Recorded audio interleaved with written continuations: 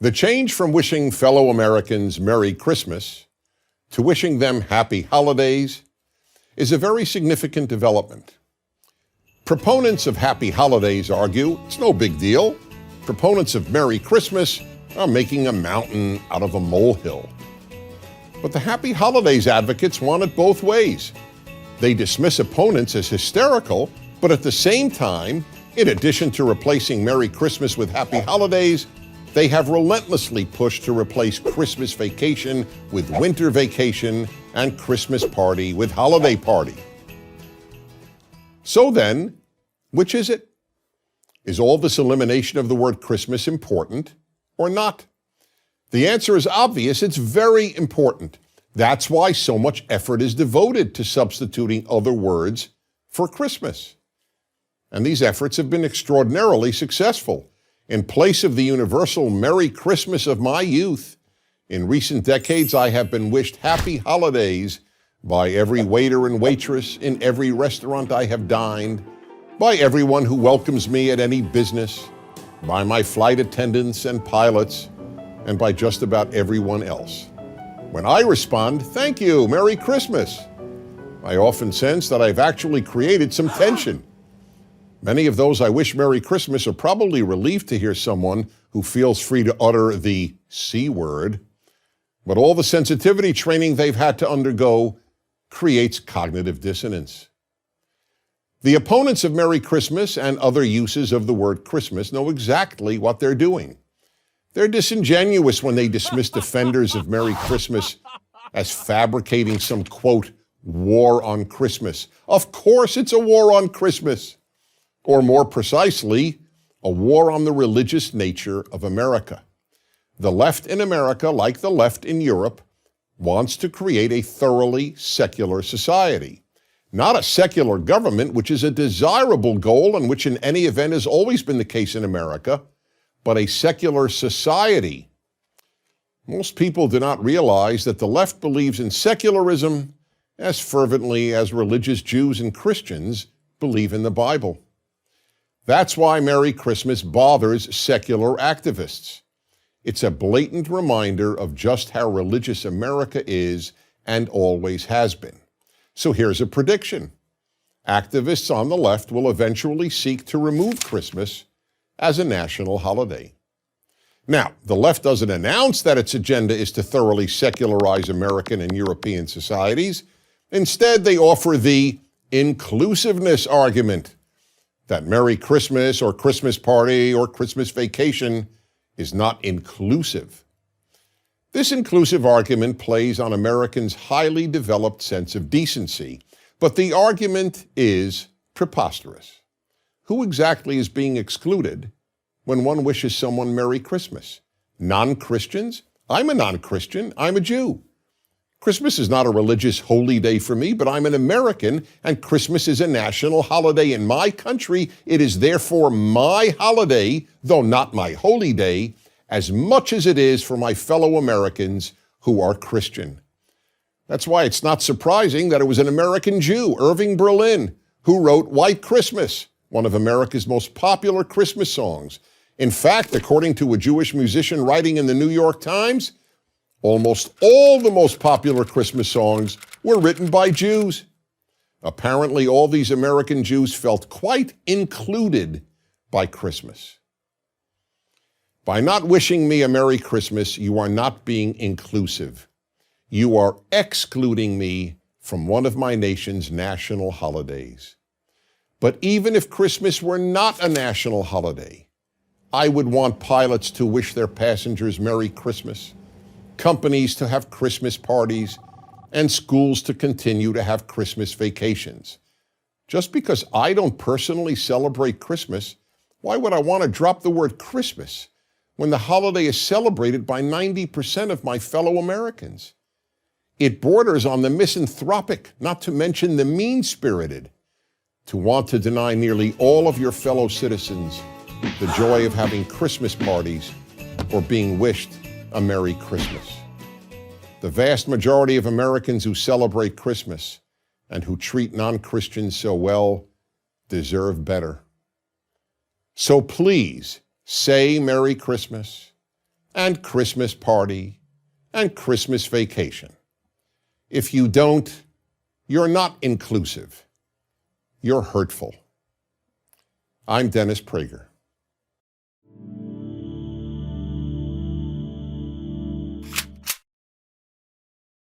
What's in a word? Why does it matter whether we call someone who breaks the law to enter the country an illegal alien or an undocumented immigrant? What's the difference between a Christmas tree and a holiday tree? It's just semantics, right? Yes. And no. It is just semantics, but semantics means the meaning of words. Words exist so that we might discriminate one thing from another. Without words, we have chaos. And it starts with the first words. A baby says mama to distinguish mommy from daddy. Words shape how we think. They color how we view the world. No one understands this better than the left. They are the masters of words because they know that words matter. The left has a special gift for euphemisms, soft words selected to sugarcoat harsh realities so as to make those harsh realities easier for us to swallow. But these soft words are insidious. Their sole purpose is to deceive. Race discrimination in hiring and college admissions is refashioned as the much nicer sounding affirmative action. Who would ever oppose an affirmative action? Global warming, which can be measured and challenged, has morphed into climate change, which means essentially nothing because the climate is always changing. When Barack Obama became president, George Bush's war in Afghanistan suddenly transformed into the far less ominous and threatening Overseas Contingency Operation. That's one way to try to end a war, just rename it. The examples are endless. There's a new euphemism every week. In the make-believe world of leftist language, young criminals have become justice-involved youth. Mandates and taxes are individual shared responsibility payments. Government spending becomes an investment. Wanting to keep more of your hard-earned money becomes greed. Taking more of someone else's money is them paying their fair share. Opposing a Democrat in the White House is obstruction. Opposing a Republican in the White House, resistance. In the name of diversity, the left enforces intellectual conformity.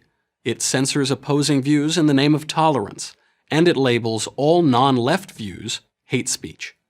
Consider the ongoing battle over pronouns, whether to call a man who thinks he's a woman he or she. Very few people in the country suffer from gender confusion, and we should have compassion for those who do. But the left has invested countless funds, time, and energy to make everyone refer to some men as she and some women as he. Why? Is it because the left is so compassionate? Or is it more likely because so much of the left's cultural agenda is about blurring, even denying, the natural distinctions between men and women? Sometimes it's just an adjective that can change or even negate the entire meaning of the word it describes. Take social justice. Justice means getting what you deserve without favor. Social justice means getting what you don't deserve because you are favored. Here's one we hear a lot these days. My truth. Truth is reality regardless of any individual's feelings or perceptions. My truth is how I perceive things regardless of how they really are. And how about same-sex marriage? Let's not get into the politics. Let's just look at the language. Throughout history, in every culture, marriage has been the union of husbands, men, and wives, women. Same-sex marriage is the union of men with men or women with women, but it is most certainly not the union of husbands and wives. Once the phrase same-sex was placed before the word marriage, that is, once the definition of marriage changed, the debate changed. It became about marriage equality. It was suddenly an act of bigotry to limit marriage to husbands and wives. All this manipulation of language has paid off for the left, because whoever controls the words controls the culture. Don't believe me? Just try using plain language instead of the left's politically correct jargon. But be careful. Use the wrong words, and you might lose your job, your home, and your reputation. The culture war is largely a war of words. Right now, the left is winning. You can see the consequences everywhere, in politics, in education, in media. It's time to fight back. We should not cede another syllable. What's in a word? Everything. I'm Michael Knowles, host of The Michael Knowles Show for Prager University.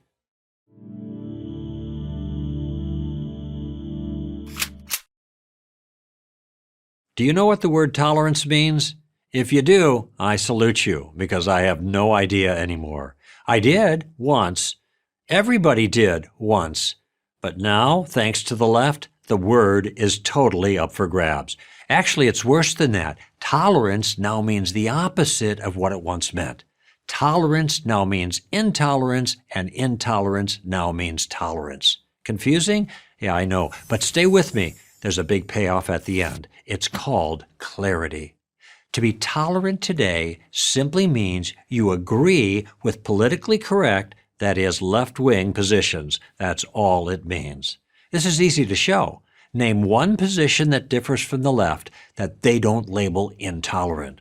When you differ with the left on any subject, and I mean any, the people who claim to be tolerant don't attack your position, they attack you. They label you, as Dennis Prager puts it, six-herb, sexist, intolerant, xenophobic, homophobic, Islamophobic, racist, bigoted. And if that fails, there's always the ever-popular hater. This is obviously not tolerance. This is blatant intolerance. Your accusers are guilty of doing exactly the same thing they're accusing you of doing. Here's what they're missing. In order to be genuinely tolerant of someone, you first have to disagree with them, since you don't tolerate people you agree with. The classic definition of tolerance means to recognize and respect others' beliefs and practices without sharing them. Notice the element of disagreement is key to tolerance. Without it, true tolerance is not possible. This is critical. We don't tolerate people we agree with. We're on the same side. We only tolerate people we differ with, yet still choose to treat decently and with respect. This vital ingredient of real tolerance is completely missing in the politically correct version. Nowadays, if you differ with others on culturally sensitive issues like sexual orientation or religious beliefs, you're labeled intolerant no matter how you treat them. The left says all behaviors and ideas have equal value, that no behavior or idea is any better than any other. They don't act that way. Tolerance is a one-way street for the left. Openly declare that sex differences are real, as Harry Potter novelist J.K. Rowling did, and see what happens. You'll be called transphobic by the left. The same thing happened to legendary tennis star and feminist Martina Navratilova when she said it was unfair to women to have to compete against trans athletes, that is, athletes who say they identify as female but are biologically male. But I thought, according to the left, all ideas have equal value. So why are J.K. Rowling and Martina Navratilova suddenly called haters? Because the left doesn't believe its own rhetoric. What the left has done is cleverly redefine tolerance to mean agreement with leftist views. Tolerance no longer means treating people with civility and respect, even when we disagree with them. It means not disagreeing with them, that is, the left. That's how, in the name of tolerance, the left shuts down all disagreement. It defines any contradiction of leftist views as intolerant. But not only is disagreement not intolerant, it's morally and logically essential. Think about it. All ideas, all behaviors are not equally valid. Some are better, some are worse, and discussion and disagreement and debate are how we sort out the good from the bad. Civilization depends on it. The abolitionist movement in America believed its arguments were better than pro-slavery arguments. They were. Anti-communists believed freedom was better than communism. It is. Tolerance doesn't require we treat all ideas as equally valuable. No, true tolerance means we treat all people as equally valuable, with kindness and with civility and with the freedom to express their ideas even when we disagree with them. That is real tolerance. Boston College philosophy professor Peter Kraft has a good way of putting it. He says, be egalitarian about people. That is, treat all people with equal dignity and respect, regardless of their views. But, he says, be elitist about ideas.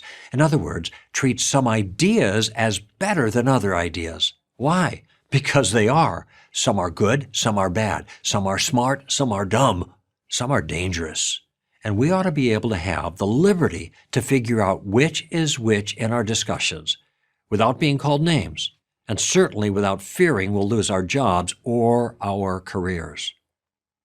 True tolerance applies to how we treat people we disagree with, not how we treat ideas we disagree with. All people have equal value. All points of view do not.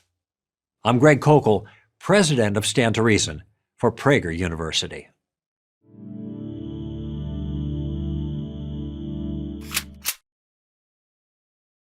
Tolerance. It's a word we hear a lot these days, so let's define it. Tolerance is the ability to live with people whose opinions and behavior you don't agree with. That's essentially how Oxford defines it, how Merriam-Webster defines it, and how we as a society have always defined it. You might be for the death penalty and your cousin might be against it.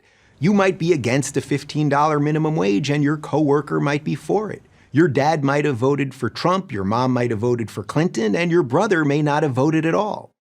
Whatever differences we have, tolerating others' opinions is a prerequisite to a functioning and free society. America itself was built on a foundation of tolerance. The Declaration of Independence guarantees us life, liberty, and the pursuit of happiness. But there's an implicit contract there. To have your life, your liberty, and your pursuit of happiness, you have to be tolerant of somebody else's life, their liberty, and their pursuit of happiness. This contract, though, seems to be breaking down. If you listen to the mainstream media, only one side is living up to this deal: the left. The right, according to the media, is intolerant of everyone, except those darned white heterosexual Christian males. There's only one problem. It's just not true. Incredibly, the left isn't even tolerant of the very people they say they're tolerant of. If you're gay or black or an immigrant and you're not in lockstep with current leftist orthodoxy, you know exactly what I'm talking about. If you believe we should judge people on the content of their character and not the color of their skin, the left calls you racist. If you believe that America is a nation of immigrants, but that our country should also protect its borders, the left calls you a xenophobe. If you believe that men and women are equal but fundamentally different, the left calls you sexist. Here's the thing: those who only tolerate people they agree with or like aren't actually tolerant. So who is tolerant? Is it the organizers of the Women's March who had to apologize for the hurt and confusion they caused when they invited a man, leftist icon Bernie Sanders, to speak at their convention? Is it the Antifa thugs who caused UC Berkeley to spend $600,000 on security when mainstream conservative Ben Shapiro showed up to give a talk? Or is it Democratic Congresswoman Maxine Waters who scolded Kanye West for talking out of turn when he dared suggest that blacks should think for themselves?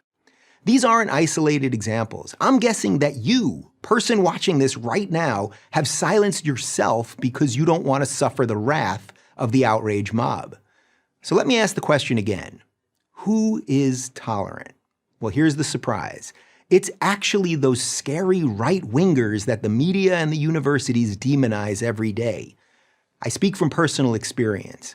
Maybe I'm a glutton for punishment here, but I still consider myself a liberal. And it's my duty as a liberal to say what I think. I would rather stand for what I believe and be hated than bow down and be loved. The left, sadly, has become utterly intolerant of anyone with whom they disagree. Why? Because they believe that they know how you should live and how you should think. Any deviation, any nonconformity is dangerous to that goal. Believe it or not, the right these days actually welcomes diversity of thought. I can tell you that in the last few years of my political evolution, I've consistently found conservatives to be tolerant and open-minded. Don't take my word for it, though. Test it out for yourself. Go talk to some. They do exist, and they do things like watch movies, travel, and eat ethnic food. You know, regular people things. You know what I found out? The right, much more than the left, believes in the notion of live and let live. And that, ladies and gentlemen, is the true definition of tolerance. I'm Dave Rubin of The Rubin Report for Prager University.